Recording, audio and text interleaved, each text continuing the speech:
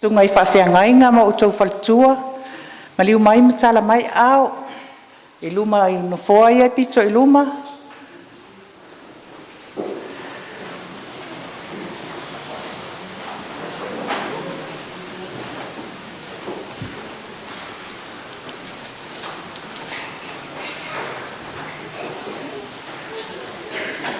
Tina malolo man malo ya Mary au tanga vaia, per whalitua ya maua ana milo.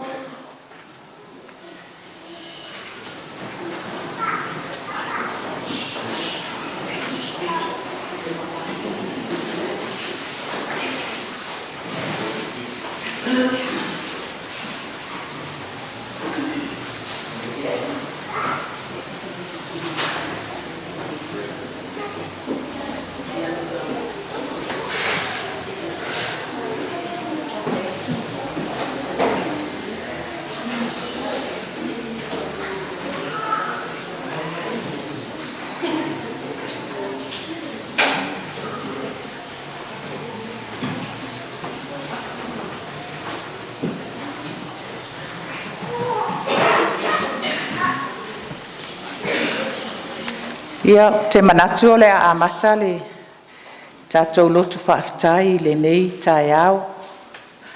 Mapumaia i whale matu ma maota tāpuai.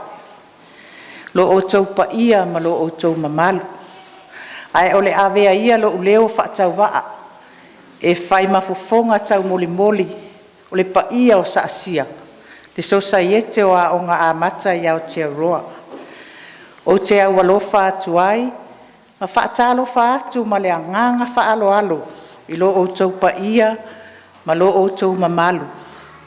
Whaatalo whaatu i o tau pa ia whaale atua. Whaatalo whaatu i o tau pa ia whaale malo. Whaapea fwoi ona o whaatalo whaatu i o tau pa ia whaale atunu. Tā lofa lava. Susu mai ma awhiwhio mai ma maliu mai ma tala mai a au. O lea ua lolo le ulunga, ua lolongo fo i whaiva uru la. A wā o lea ua ngase le tū ta whaitoa e o fōfuta i le malama o le tapu i tea. A wā le whaafotu o le tae au. Ua tūpōpō wai nei, ma vātū tāo le tupua. A wā ua ngai e mai au ma whatio o le vasa. Ua outu wai nei le tōo, ai tepa i le ata ma o whaatulo watu.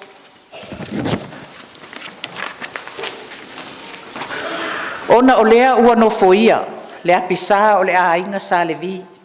O taulanga so i fua, o fofonga o le langi, o ao whaalupenga, o au na pa ia le atua, o feoi o le tala le lei, o loo whaanono manu i le atua, i le ao malepo, a waso tātou manuia, susu mai a maafifio mai, matala mai a au. E ui ina ele o awai mai le afionga i le whaipule, ona o nisi o tuatuangia i le nei aso. Ai au pea ona mātou whaailoa atu, lona sao tāua, i le lango ina o le nei polokalame ma le nei whaamoe moe. Le afionga i le li whaipule, ministao tangata o atu motu. Le afionga i a au pito, to whae, to e sulu sua William Sio. Pa ia awa sa le valasi, uso ali i ma lala mota. Ma le launga le fale fao sa le apanga, ma i tuala ma le fale afua. Afio mai fo i lau afionga le kone sula o le malo Samoa. Lau afionga faolo toi, reupena pongi. O le pa ia ia lala malae ma le maupu taulangi. Tama pu nefu, ma liele ngaoi, ma le fale atua, ma upu ia sa le fao. Afio mai le mamalu o malo faalo lungia, faaululunga o matanga luenga mfala potonga SS, o faipa anga le SAASIA. Faatama o le SAASIA, le afionga lea ia faole toi pongi. Le faatina o le SAASIA, tina malolo ia fireni ete. Faaton sili masui tawoloa o le SAASIA. Pulenga wa onga amata uma ia o te roa. O lo maua maile nei lotu i upenga ta failangi. Susunga i whai a onga, mamalu o mātua mātutua, ma mātua. Whaapea le mamalu o tupu matamali, tula toa ma le au fue lo loa o Samoa, ma le mamalu o mawhai o na tātou whaatasi le nei aso. O pa ia i o tama ma ainga, o ainga ma tama, ainga o nofo, ainga o tupu, ainga o pāpā, ma ainga ta whaiwha. Tu mua ma pule, tama matua i le whale anga fulu, whaatui ma to o le whale ula. Ma le la aua motasi, ma upu le manua tele, susu mai, awhiwhio mai, ma liu mai. Whaatalofa whaapitoa i le aunga o auti o le nei aso. I teine matama o fotu malama o ngā a mata i manukau. Whaapea seu ngā ngongo a o ngā a mata i ota huhu, ua tātou mafuta i le nei tae au, tālofa lava. I le awa tele ma le whaaloalo e tauai, o le alafo atu i le sunga i le whaafea ngainga i a ata milo, mo le taitaina o le tātou lotu whaafetai, mo le tatalaina o le Vaiaso Gagana Samoa i Aotearoa nei a le SAASIA. Le atua alo mātou tautaisili, a fio maia i a whaauau le mātou fōlaunga i le wao manu i le nei tausanga whaafetai.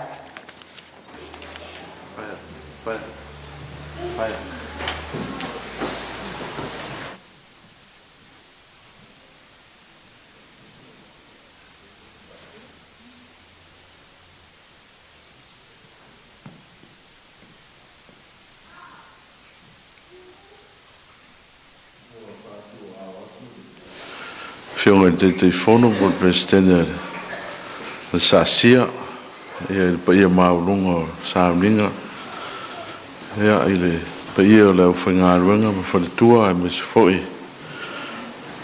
ta mao le SAASIA le fionga konsula ta mao le tunu e me se foi fatina a maro loia fileni ia fa pe foi na ia me tonga voia ia mo pa ia la silasi le tunu e mai se lava sunga i fai a onga e pule a onga ma whanau e mai la tō o te ele whaasara launga nei lotu whaafitai ia o le whaatalo whafoi lea ia whaamanuia le tua e whaamoe moe o le nei aso tātou tāpuai i le tua awa o unei o iloa manatu o manatu ai ia te o tō o manatu i le manuia ai le o le malaia.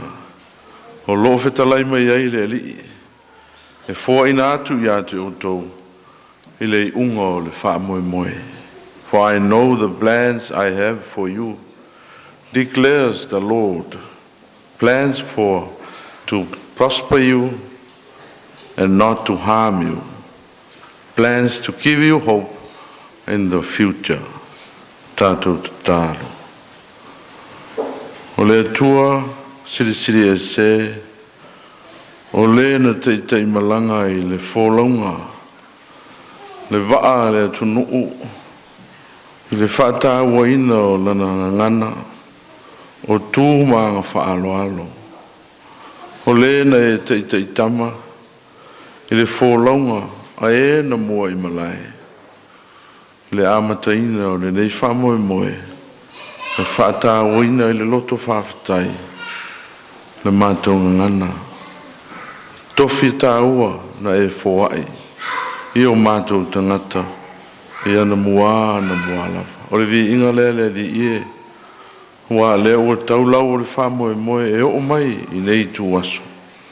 Lau whaama maluina o mātou tangata, e ala i lau tū maanga, whasamoa, e lio e lau tala lei ma lo finanga lo alofa. Mātou te tālo, ia e whaamanuia mai lava, ia i le sāuninga nei, mai se foi o naitin tamaiti, e whai ma, awe whi au o le tala lei, ia onga whatei tai.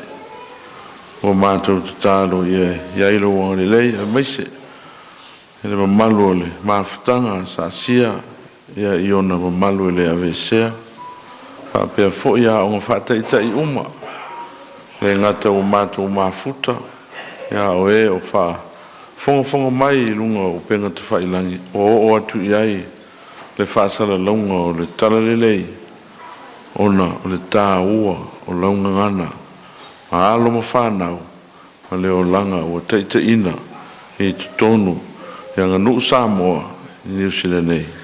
Tātou malau fio i lo lawa suafa Yesu. Amen.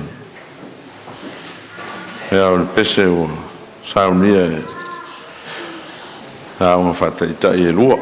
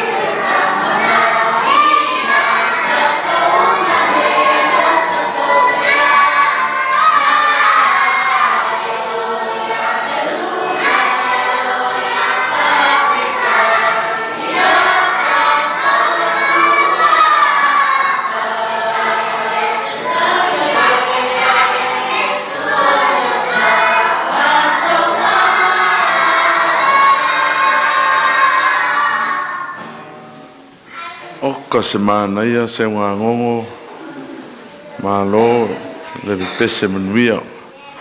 O polokalame leo o tauli maina oro i eile numera wha o le lotu whawhitai. Ea lea no wasilia tu te telefonu. Ea lea tau mwhai atu se upo. Ea o le lotu whawhitai. Ea wale wha moe o le wha manatuina ma le wha tāuaina. O le tātou ngangana. Ea i le nei fui tau sanga e maise pe a moni le wha maunga o rongo mai o le suru lua nei o tau sanga. Ea talu ana wha manatuina. Ea le ngangana Samoa i te tonu o New Zealand nei. Hawa awa unei o iloa manatu. O manatu ai ia te o tau. O manatu i le manuia e le o le malaia. O lo fetalai mai ai le li. E fo ina atu ia te o tau i le unga o le wha moe moe. E Jeremia e lo suru iwa o le wha upa sultasi. A tusa o le au tu o le nei aso wha au le fo launga i le waa o tau tai. Le wha moe moe i le nei aso. E mafu ai se wha mtalanga. E le suafa o le tua le tamale alo ma le ngāpa ia. Continue the voyage with competent wayfinders of the ocean. Wha au le fo launga i le waa o tau tai. Salo o mauli si le fia i le pa ia o le leima malu. Tangata Samoa, o te ua o tangata Folau, tangata Pasifika, le pao pao, le tulula, le fautasi, le no lua ma isi vaalo. Wha ngai le whainga malanga i ona pō o tua a ma tua a. Te reo i lopo o toi ei nei. Ai ma haufa le loto o wai le eini ta iala i na aso. Le eini ta pasai, le eini maneta, le eini i whaafanua. E i loa ai o ngā sami i maala ngā matangi. Whapea fo i lea ma mau. Ai tau nuua le whai ngā malanga. E peo na mōli mauina. Ma wha mauina. I ta iala māsani o le poto māsani. O whaonga ai e ta mā ma tua a. Le nā tura fōa. Le lāma le māsina. O whetū. Le angi o le lai ma le matangitonga. Le to e lau. Le angai mātū o saute po savili e tō whātau tau. O ala ngā matangi le I tūlangi ma lea o ngā sami. Sa whai mā la fua e wha wai le fōlonga. Le fōlonga. O te itai e tua aso la. Au ai filo ai le tua e o mai le aso nei. Wha wau le fōlonga. Nei o na aso o tele suinga. I fōlonga o le vasa. Ma whi malanga inga I le ea I wa lele te tele. Ma wa te tele I le vasa. Ono fo afi ma ta vale. O sao le whi malanga inga. O wa o wha o ngā masini te tele wha nei o na pō. Wha teknolosi I wa lele. Ono fo afi ma ta vale. O wa lalo fo. O ia afi fi le poto sala lau wha nei o na pō. O mawae. Ma ua tele vave ai le fo launga. I le soifuanga nei. Wha pēnā. Se manatu e manatua ai le fo launga. I aso tua a ma tua a. O sila fia ua ngalo mali e atu I nei taimi. O le toi whao ngā ina.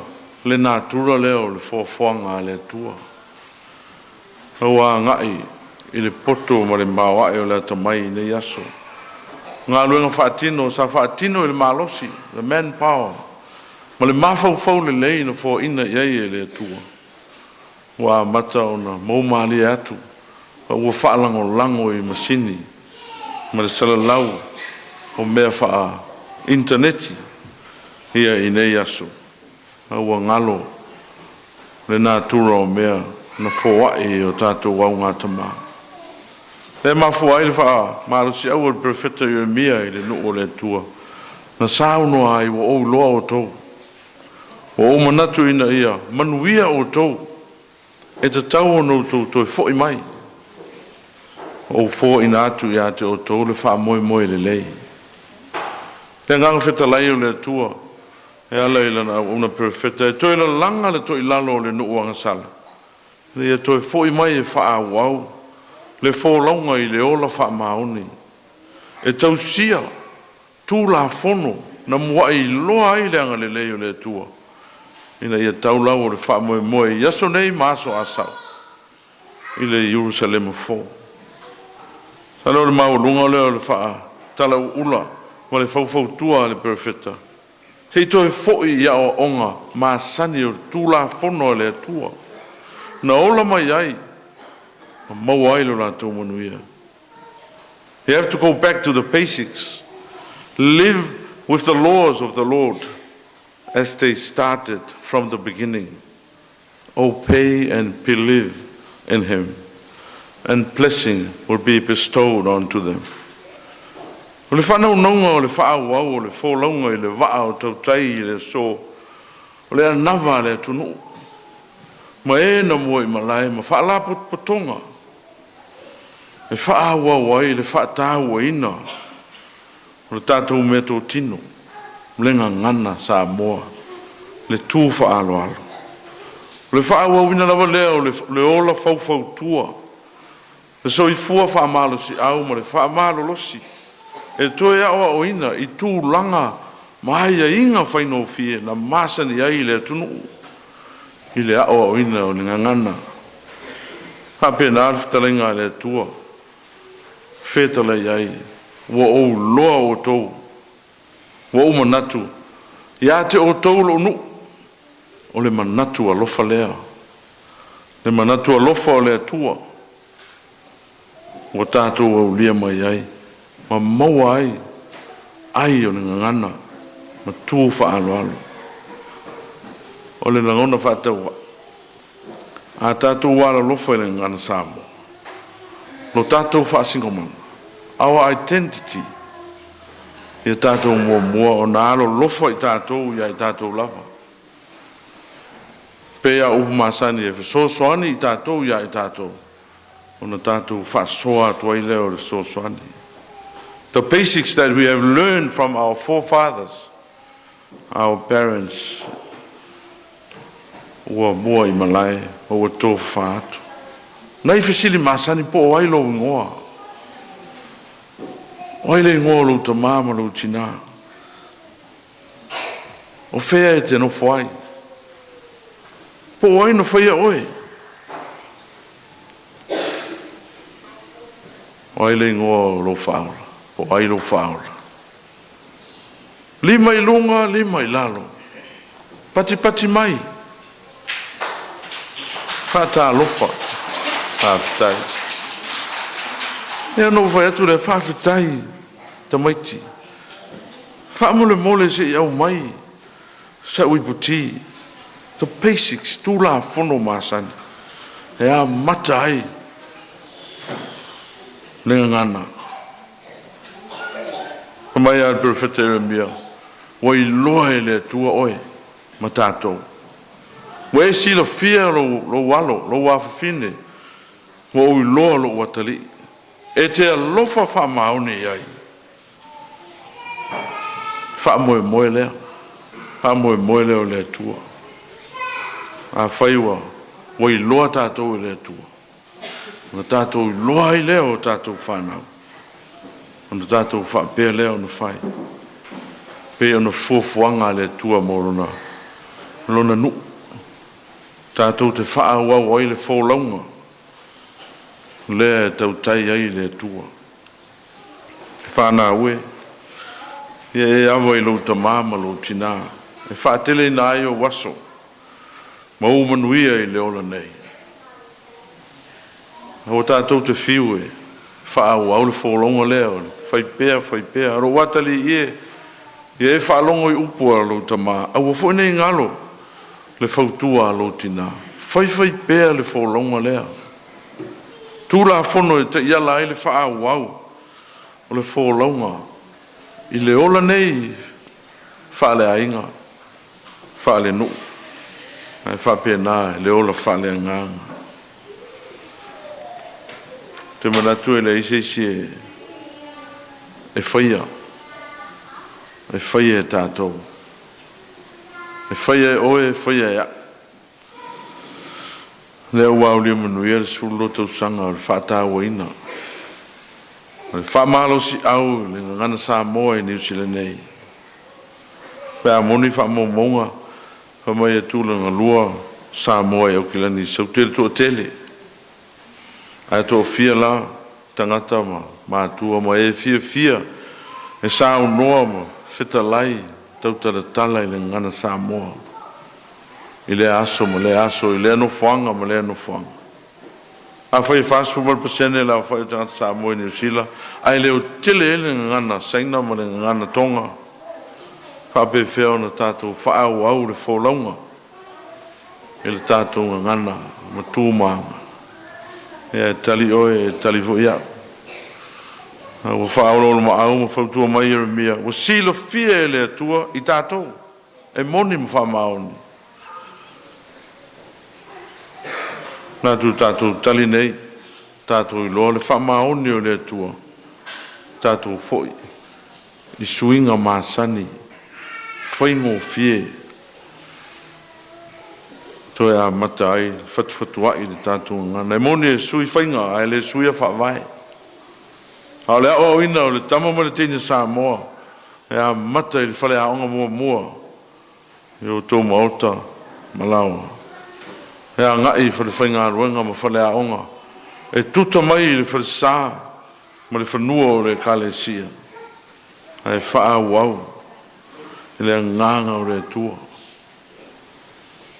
Mai a mose no le tua ia te fatu e o tō loto le tua lea na o mai o tō ana mua whape nā foi whaoloro ma au e te fatu e o tō loto a ganga le tua na o mai o tātou identity o tātou whaelo ilo e ngana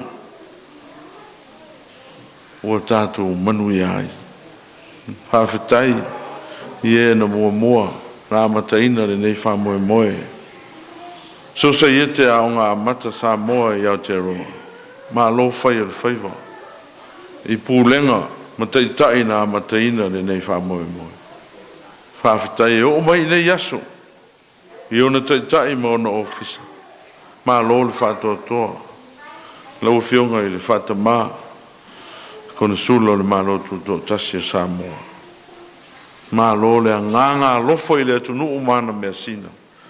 O to uma o te ia. Soli muli vai. I mea tua ma tua a. Ina ia vi ia ai le tua. Tātou whaapea ona whaau au le whōlaunga lea. O tō whaiva alofia au. Tofi o ngā rurue ai. Ua tūmati. Ua maua ai a nganga o lea tunu ua au. Ina ua tātou ngā rurue whaatasi e tausia. Ma whaau au. Na tātou ngā ngana ma lea ngā nuu whaalo alo. O le ngā rurue whaatasi. Whaamalo si au le ma le loto whaafitai. I le nei aso. E vi i ai le tua. O no. Le nei tofi tā ua. Fō ina mai ona tangata Samoa. Le ngana ma le anga i whanua. O tātou tiwa i nei. Pasifika ma le lalolangi atoa. I le male nei. Awa lawane i ngalo o feta lai le tua. O au nei o au loa. Ma manatu watu. O au manatu. Ile manuia e le o le malaya. O le alawa fina ngalo sila fia o le atua. Na sila mai ai mama. Natu anu ai i ta maa. Ulua i ta maa o le atunuu. Na sa ili maa lo. Le toto masaa. O na le fia maua o le maa lo tuto tasi o Samoa. Le atoa nei le asolulu. Le upeli ta imane ono sifuru tau sanga. Lona whaavai le tua Samoa. Na mai le pese le tamititi anoa maa. Fola uia i le vasa. I lona alofa. Ia manuia le vaiaso o le whaatau ina o le ngana Samoa. Ia manuia le alo atu tā pena i le malo tuto tasi. Si o tātou atu nu. Ono Iesu. Amen. Ia, o le pese o saunia e msalo fotua malama. Ia, pese numero 1.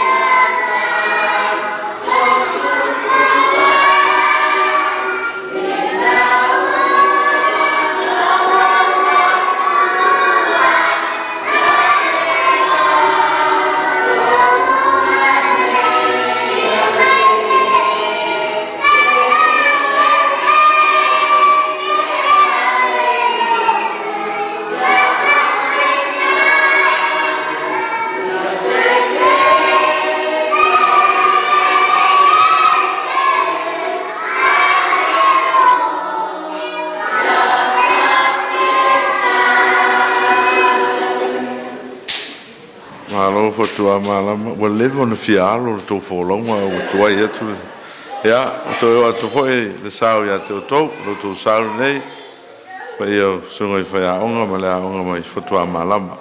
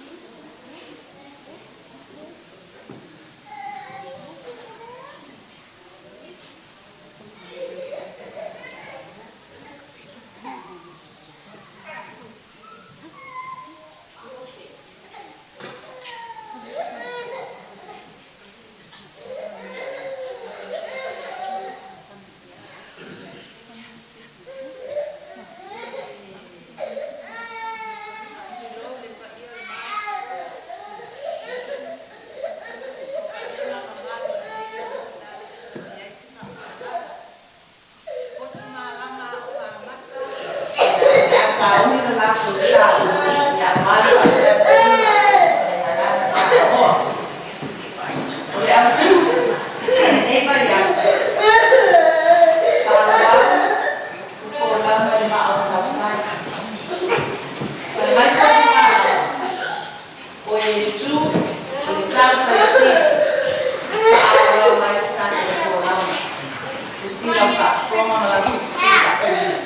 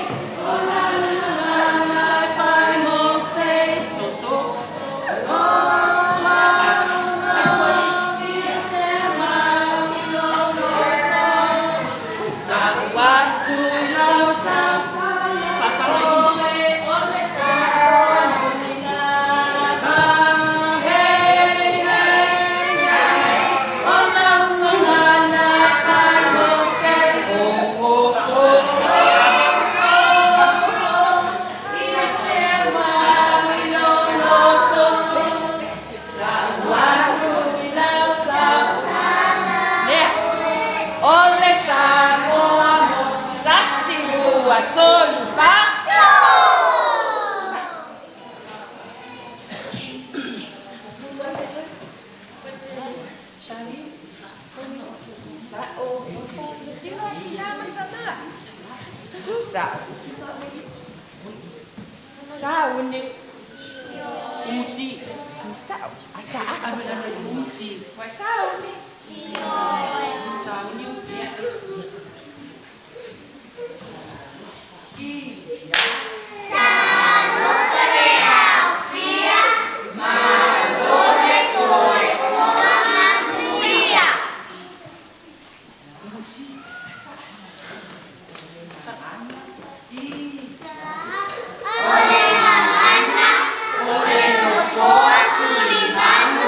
Oleh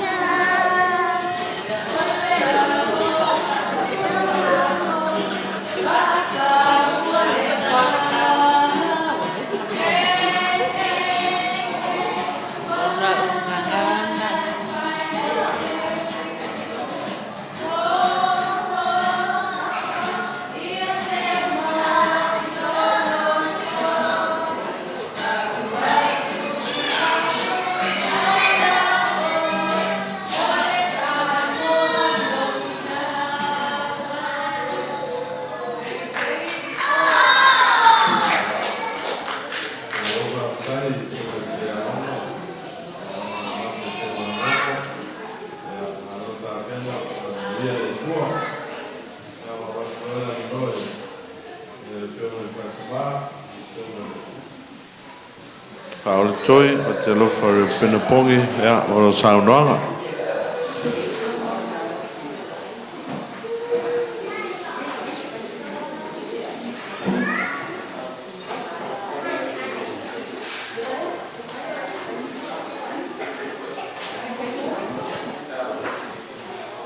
Te whawoi mai, ne o maua mo tinoa, hasa longa o lo hawai mai le whionga e au pito, o le minsta, e o le ala, pailan saunoanga o lo pui mai lunga o le ala leo, e o le ala whai no atu, saunoanga, e o le pule.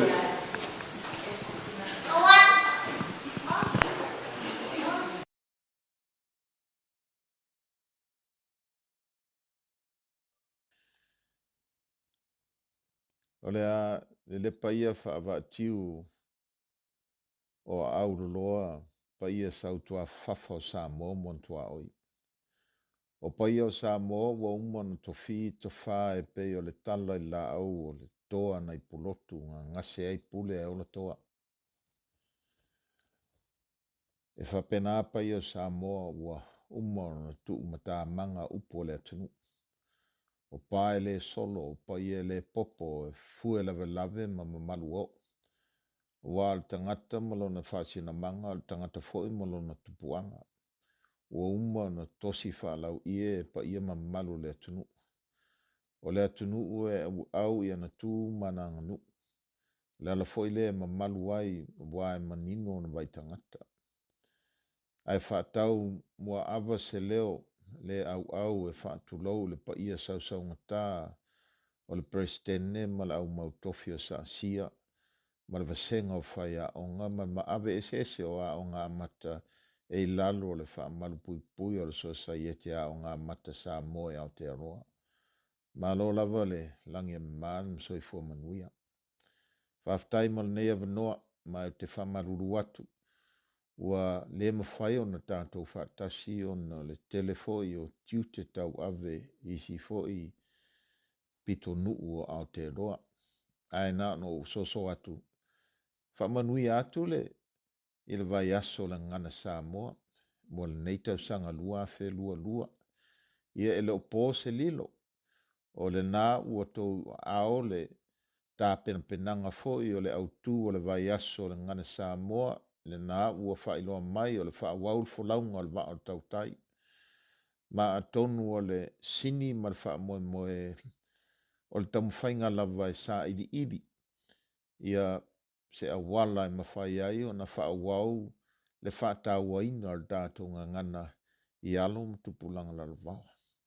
Wo tutusa foi le nei au tū ma le manu lauti o le tātou tausanga ma le Vaiaso Gagana Samoa nei tausanga. Ia mangaluenga foi o lo whaatino e le maloa o whaatasi I le naunaunga lea mo le sisfull tausanga e sa ili ia o upu palangi nei o sustainability o tātou indigenous languages. Ia mela lea e au pe ia tātou o na tātou sa ili a wala I sese mwhai on tātou ngā lue whaatasi. Ina ia wha mautu le wha vael nei. Ia wha tāua ngana ma le tātou anganu. Tausanga esel nei tausanga. Ona o le tausanga fo nei lua whelua so lua. Ua atoa I ai le onos fultausanga talu ona tuto tasi Samoa. Onos fultausanga foi e wha manatu ai le saingia foi o le whengainga wha le woa Samoa ma New Zealand. Paula vale o se atunu o lo I ai le whengainga wha le woa. Ia tate manatu o upamasani le tunu o le aso ma le feelinga ma le aso ma le matai ngā tila. Tonu a vea le onos fultausanga talu on tuto tasi Samoa e tau te tepa I tua I le tātou whainga malanga pe sa wha pe I ia ma ia sa ili e fo I musmusu ngaranganga pe ia so soni mai ina ia maua se ata po se wha I longa mo le si ono sultau sanga po le ale tātou sini o le ale tātou wha moe ai mese mo tupulanga lalo vao I tō walom tātou whanau o le wha moe a umale whainga malo. Se taimi o le masina o luma o na whaalau ilo atu la ia o se whainga fou, po se whainga whaamautu o le a tātou ngā lue whaatasi ai e whaamautu le whaataua ina o ngā ngana Pasifika ina i whaataua ina e matanga luenga umal malo po le All of Government Pacific Language Strategy. Ia, paule o se tala e moli atuai fo ilo whaanga lau whionga le presidente ma sui mamalu le SAASIA. Ui lava fo i wa umi se taimi tau te leo toi mafuka. Ia o kou lava fo i pe u kou kuku vau mai fo i malakako ngā luenga. Ia ai mora nei taimi alo fatu tātou toi wheloa i atili sai fua manuia.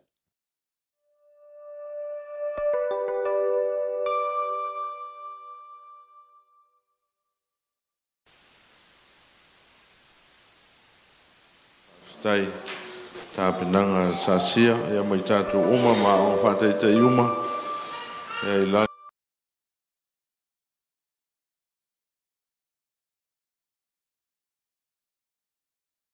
Whionga i konsula, whātai māo SAASIA, nau saunanga, tai. O paia Samoa wa uma o te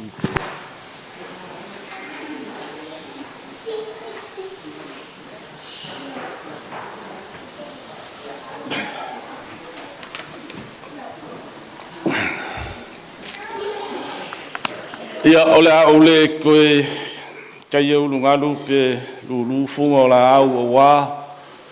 Ia malu whaalu pe ina o le tātou tai au si se le whai.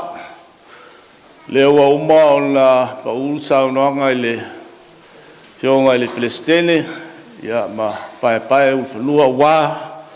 O tō pa ia ma o tō mamalu. Ia ole a le toi o iaise whamitalanga. Ai te tonu o leo wa ngā fōle ata e pe o le whitalenga ia pa ia tea pa ia lala. E le o ni ata ata whasia a o mā lama manuia. E uinga lolo wale kau ia leo wa si le whawhitai ma le tātou vi inga i le tua pe o le saunia le sunga le teitai. E le saima le neitai au. Ia o Aona whapai atu lava i lau sunga le taitai. Te foi lau whai ngā luenga tofi e le tua. Whai ngā luenga ngā lulue. Ia mesi foi o nai tina malolo tātou whaatasti le nei tai au. Ia mesi le pai e le silasi o Samoa. Ia o la tulanga whaalupi peina. Ia pe mai kau waku e ko kele a i lau roku i o tau ngei. Au roku malos. Whawau le fo launga. I le vāo tau tai. Kusa lewa ele bolua ka usanga ele ikoe fa mga kuinga le Vaiaso le ngā Samoa onga le fa mai le sa tenga yaima tātou New Zealand ngei a ole la ua koe fa wau le fo launga le fa moe inga ia fa ka ua le kako nganga Samoa ole anga ngua Samoa o anga ku manganga malanga ngana lewa pe o ka uele le anga matalea ale isa wanga ngu wa pole ngu a pole ngu wa ufukia mapungi kia lo fasingo manga maloku puanga o oe o le Samoa o launga nganga kusa o lo kusi fo lau le ka uai o le Samoa mela le nge yaso male mo le ku fa fika i sawa o nga maka o ile kusai male fa mo ai o lo ku fesili pea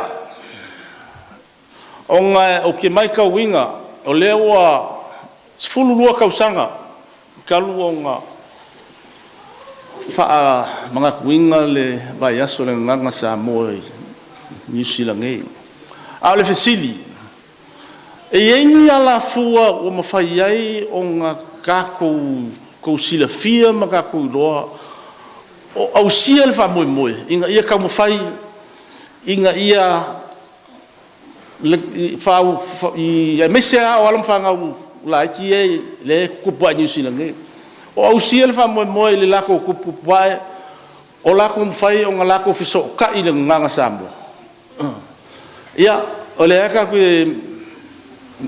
le aka ke lo e pe ngaka i le kaimi le la iki ai ma ko ko folo e ke fa Samoa ko e ngangu mai wo ya onga wale ese si me nga fiso ka i nga perkangia o Samoa ya soia o le nga Samoa o le nga ngumel kas al nga fa perkangia ngumel lua i Samoa o le me fa nga lesa ia kulanga msalo le si le fe nisi o kousa o inga Samoa e kai me fa sa ai nga fa Samoa i kongo fa la onga asia langa lai manga o inga le nga perkangia inga ia le le nga ngor ka miji Samoa o le nga longa lua o nyenyu sila o le nga longa lua o le nga Samoa o le mela lea e o i lava nga ka mafai ka ko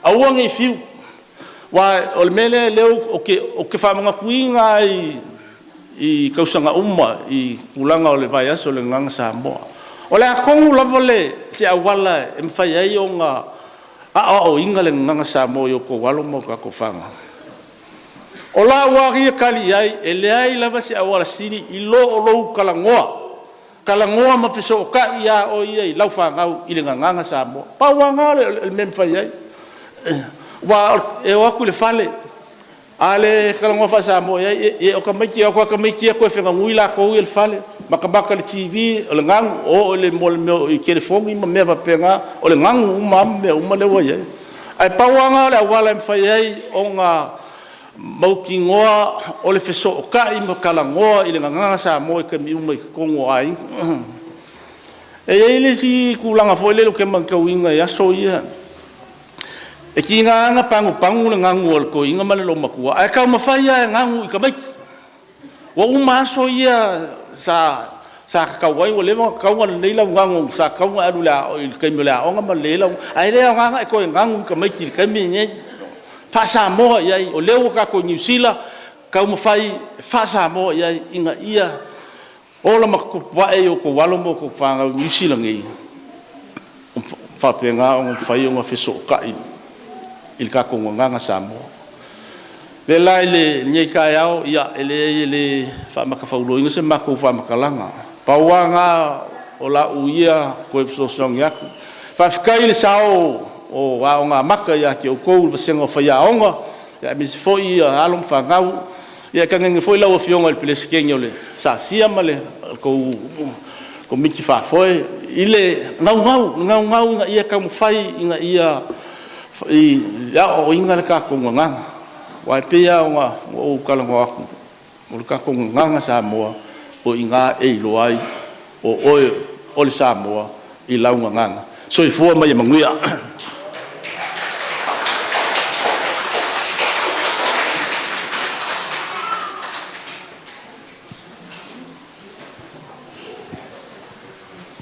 malo so i fua malo sauno o talo ai o ava noa le au baua o le ua matou faatasi nei au kilani ma sio matou faatina malanga mai tuatuangia fale ai ia o le atu le ava noa le mo sana foi saunoanga a o matou faatasi ai nei wae o faatina e au maulava ia i Wellington le fale tua malo man malo ia fereni ete ia o lau saunoanga nei taimi nei tai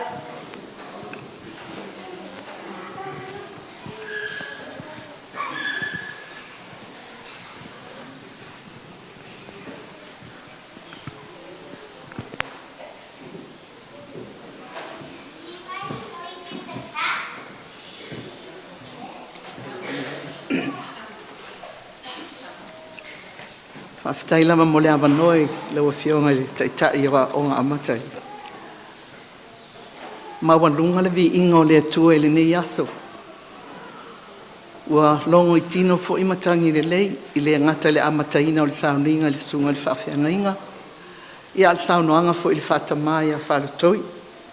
Ia o ita ta te fefe ai Tatala pe a saunoa e maululunga. Ia aiwi lea anga wa o fefe ia so whaia whameu te sau e whai se upu nei.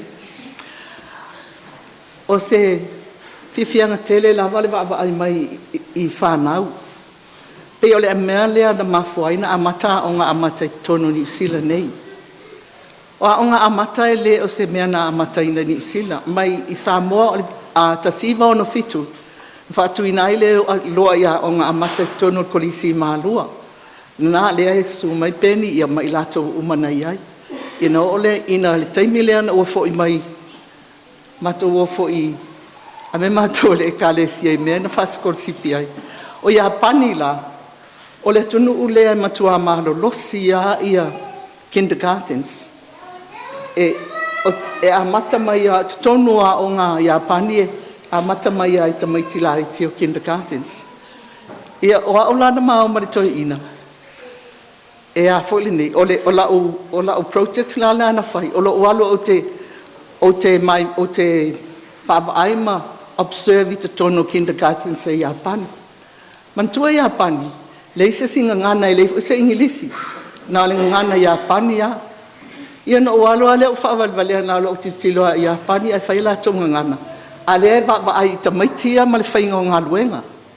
E se le malosi totanga e fola I le tutupua e alam whanau ia pani. E le ilo ingilisi, a meo le ata maina ia pani, a tonu le au ngale na o a ngā amata. E wafo I o le whale. Ia a manato al tinai e whaiana whi au lea so atoa. Ia na le liu mai a au la vale na I tamaiti e sau sasa. Ia aina ua amata o ngā amata ma ua iei nei. Ua tawa e te le suinga o iai. I Wellington e la lea na amata ele a o lua ia o ngā amata I nei le valu lima. Ta siiva valu lima. A tautanga I alum whana o Wellington e lea na amata ina lea o ngā amata. O laele tautanga I tutu le lei mai ngā luenga le mahalo ia I la tauna iai. A e basa ele manatu whapea. A mata na nanu pe an saunoa le tamai a whalutoi. O mea fo le nanu o le tina po le tamaa I tamaiti. E o lesi aso, o whalongo atu, o whaila o ngā mata. A whalongo atu wala au lesi lo matu, hey, John, come and put up your shoe. O whai atu la ia. O wheo ave ele shoe o. Whai atu, e leo se shoe o le se e vai. Ma whasa moa I tamaiti. A le leire whasa moa le tamaititi. E le leifo ila na nanu, te muli muli. O tano mai nei ai tau au whai au inili tangata sau mai I Amerika o David Whitecard. O le moni mawana nata malua na wha malosi mai a mātou. Wha malosi lava le ngana mua mua, a le leila ngana mua mua. Wha pēnā fo ina le leila ngana lona lua. Ia o mawhauwhaunga na mai tangata tama mai. A ua a mata o ngā a mata ma ua wa aia tu nei. Wale ngata ina whailoa ia whaia o ngā ma. A mata le SAASIA o lewa matou masani o mai. O tutusa e fo i o matou manatu I le whainga o tamaiti. I o le mele, e se lo whawhitai lau sunga I le whawhiangainga ma lo whaletua. E me se fo I le malu whaia o ngā a mata matua. I le aia whatu mawina pe o ngā a mata I nei. O lo le leifo ia o ngā amata I le lo, ia na amata loa lea o le matou SAASIA. Ia wātila ia na mwhaalufani whaia o ngā matutusa le manatu anga I le whainga o tamaiti. Wa o le si mea na o le wha whesosoani I whaia o ngā. Ia e me se foi tina me foi le a o ngā Ia o na sasa loa lea o le tamaititi. Ia o la ua malesi tu langa la pe o na tasau no fo tatou whatamaa. Aua le nanu I tamaiti. Aua le tamaiti I loa ia nanu malelei. Ai a nanu atu loa tātou si sei ma le nanu o tamaiti. Ia whirwhaia o ngā pālangi tau whaasasa. Ia aua le sa. Ia o le melana. Ia la ngatai I lau tala langa la umitele. Ai o lau whawhitai. O te whawhitai sunga le whawhengai. O le tele o ngā amata e ala na lelei I nei. Ona o le mahalosi o le langolango o whawhengai ngā mau lātou whalitua. Awa ia si fai fe au le fifia ia o ngā amata. E whiua ia whai a o ngā lātou. Ai vai atu. Sa walwa le ai whaltua fai fe au peie. I le fifi e mea lai whai eisi tangata, ai o lau wha malosi lau. Ia e sel mānaia, e a wha malosi. Mānaia le wha ia tui. I alom whanau ale metutisi. O lo, e sel mānaia e wha alofani ei, whai a onga wha alofani ei tamaiti. Ale angata i ila, ia ai wha moi moi le atu e mea, o malava. E fiwa tātou e tau mawhaini mea e ale fisosoani mai le ali. Ma tātou whātua tua i le atua, ma tātou tonu i le atua. Ia malofa lesi lesi. Awa ta pe ina tau mwhai lesi e wha ale lei mea lai whai lesi. Ia ai lango e tātou. La ngata i ila o tala. Ai manuia lava le mamalo le o tātou tamai a whalo toi, le sunga le whawhenga inga malo na whaletua, le mamalo o le neifo e ka le sia, whai a onga. Ia mai tātou o ma le mamalo o lo tātou mafuta le nei aso. Wha moi moi le atua ina ia wha awawina peha onga a mata. Ia ola foi le nei lo matua. O lo matua e sau mai whale alupo ma o i whale alilo.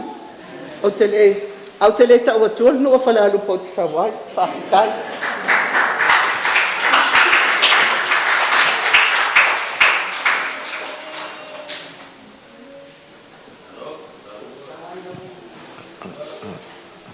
Hai musuia presidente ia au aulenga whaafitai. Lau whionga te whatina o SAASIA, whaafitai o mōhoia manoa wa SAASIA o na wheiloi. O whaia le tua manoa wheiloi ai nei mawhitanga e mese lawa le aungo auti o whaamui moe.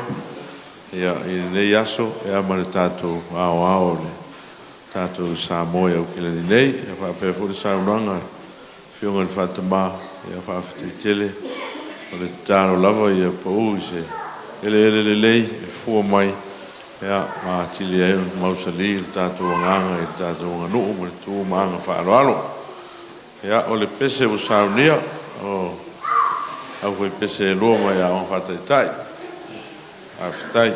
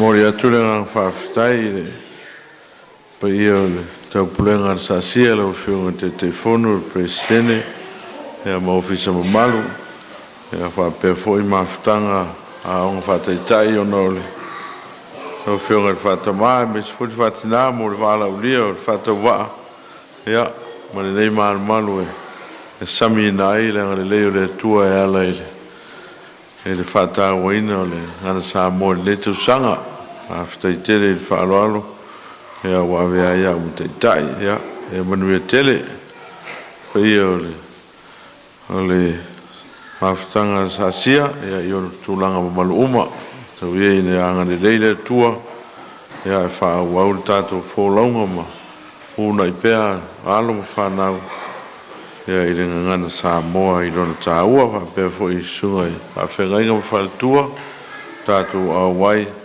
ia i le whātāua ina pēa ma le langolango ina whanau ma o whāteitai ma le ngana ia tue te liu le uto ia anga le leile tua e fio anga mai kalesia o ngā lulu ai ia whapele ma malu Samoa poto mo le tapo inga mau o atu iai whasilisilanga mo le whātāua ina ngana Samoa le tusanga tātou whaiu tāra follow ia i lo walofa e peo na vivi iai le whanau no mātou atua ia e meise i mātou uma mātou te ori lava le loto whawhitai o na o nei me alo whataua na e saunia mō lo mātou watunu mō mātou tangata Samoa mātou tālo e whawaulo wanga le lei e meise e le pūlenga le SAASIA i ona mamalu uma ia iai lo file mū mātou uma o mātou au mea whatasi le nei aso au whai ngā ruenga ma whaletua e meise fōle pa ia sunga i whai a onga ma onga whataitai ma whanau e meise fōi sui o lau kālesia o wōma e māsani e iai lo file mū tausi i mātou le nei aso ina iai ume uma i lo lava vi inga o whamai ala i le ngāng pa ia tātou malau fio i lo lava suafa Yesu o mātou tālo ai. Amen.